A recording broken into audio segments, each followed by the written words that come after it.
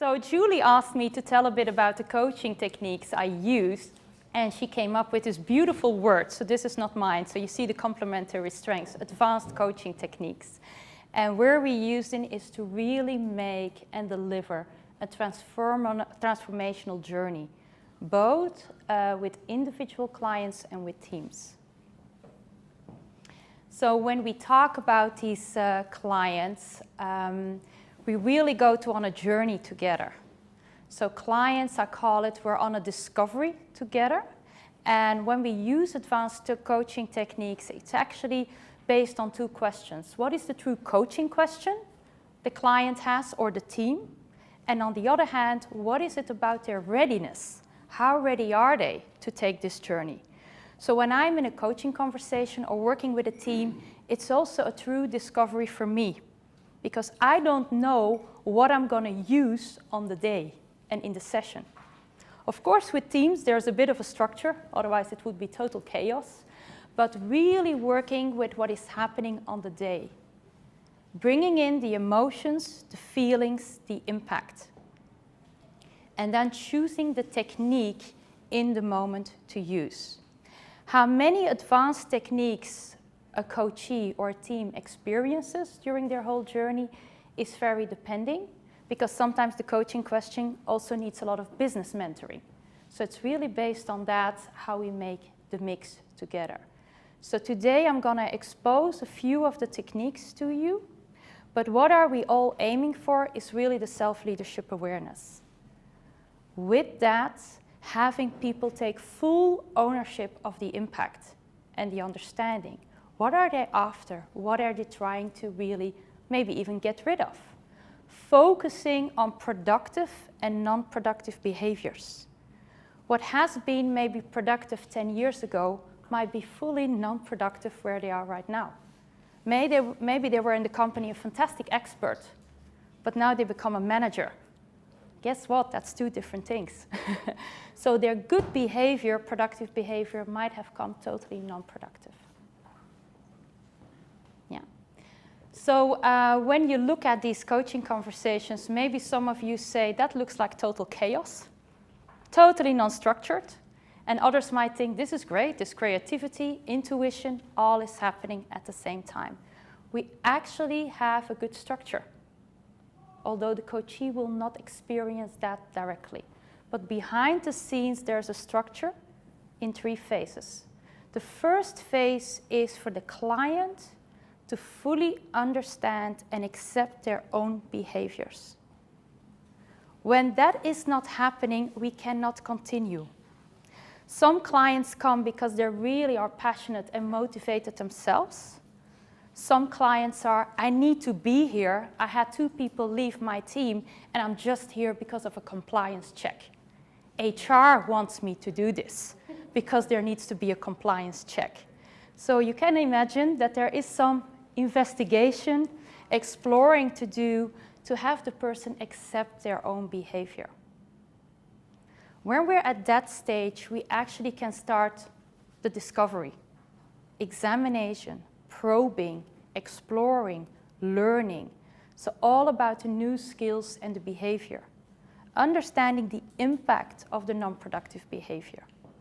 Yeah. Our end goal, and this is where we always come to, is have these results lasting. But also for people to feel different. It's not a mechanical behavior. There is something really changed in the person. And the best thing is, a lot of times people say, at home they notice it, my environment notices it. So that's very important that the whole team, the manager, the organization, really sees the change in the person. The beautiful thing I find is on top of that, there is an extra little present, because you really see the person also changing how they look, yeah? How they take care of themselves, how they start balancing things more. So you actually see also a change a lot of times in how they appear to the outside. Yeah? Interesting quote at the end, and this is where I always start with people, is the actual work is not happening with me. Your actual work is happening between the sessions. Yes, the sessions we explore, we learn new things. It's very confrontational a lot of times. Can be a lot of emotions. But then people get homework. And it sounds a bit strange, homework, but they start practicing in the workplace. Maybe they find it very difficult to give feedback to people. They start practicing to give feedback. They find it very difficult to interact with a senior management team member. They start learning that. So they get the impact during the day and the work situations. Clients take a journal. They keep a journal. So during and in between the sessions, they journal, but they also note down type of situations they came across. There might be situations they really feel good about, or say, ooh, this is what really happened to me. And they write down what was actually happening at that moment. How did that person make you feel? What were you doing? What was your reaction? So that's why the work actually happens in between the sessions. Yeah? Any questions so far? Okay. So I like to take you to a technique I always use for intakes. So what happens prior to the intake is a chemistry session. Chemistry session could be one-to-one in person, or it could be actually a phone call. And both are very effective. So it's like, is this the right coach for me, for the client? Do I trust this person? And then the other way around, can I really support this person on this journey? And how is their motivation to start with? The intake we then do is, they come, we're at a location together, take a cup of coffee, tea, we chat a bit, and then I actually invite them to this technique. It's in the room, and instead of saying seated in the chair, I ask them to think about a line from a scale 0 to 10. 0 being the lower number, 10 being the higher number. And I invite them to take a stand on where they think they are right now related to their coaching question or questions. So people go and stand on the line, and on average it's a 3, a 4, a 5, a 6. Yeah? When they stand on the line as a coach, I can observe everything in their behavior. Do they stand very firm? Do they really shrink? What is happening? So we start to examine the situations. When is it happening? Where is it happening? What are you after? But also, what does it do to you? And how does your environment perceive you? Then we a lot of times go back. So say a person who's very unclear about their career future, let's go back. Where were you proud of in your career? And we start examining, going back on the scale. At the same time, we also look forward. Where do you want to be at the end of this coaching journey? So not where do you want to be in a year or 5 years from now? No, at the end of the program, where are you at? Yeah? And what is different? What if you maybe got rid of as a behavior? What is being perceived as your environment being different? How do you feel different? So you see on everything, the emotions, the feeling, very important, the values to be part of the coaching conversation, to truly drive the difference in behavior. So I asked 2 clients, on the next slide you will see, to share their experiences, because that's the scaling technique, where we really look at everything, including body language. People a lot of times feel different when they even move into the room. And then the next thing is actually they visualize their experience. So I asked them to go sit down again and just draw what you just experienced. And what do you want to take with you? So this is a client, actually a person in HR, very high potential, but very unclear what her next step would be. And her manager said, we need to get clarity. Where does she want to go as a next step? So they actually offered her a coaching program. This is the outcome of the drawing after the intake with the scaling. And this is what she takes away. We focused on a lot of the qualities she brought in work, and actually the qualities she had in work where she was really proud of. And what we realized is that her current job If you see something to the drawing, what do you recognize in the drawing? Yeah, yeah. So this was not visible at all during the scaling technique. But when she started drawing, I asked her, how did you choose the colors? Now, she explained. So I said, so is there a difference between the green and the red? And we didn't realize. And we looked together again to the drawing. And the red was in her previous roles with a lot of certain activities. Dynamic events, chaos, ad hoc decision making. And it would be again in the future. In her current role, no single of these activities was active. And she wasn't happy in her role. So this seems like very simplistic, maybe a bit childish, but what happened afterwards is that she was able to say, my red activities are all these activities.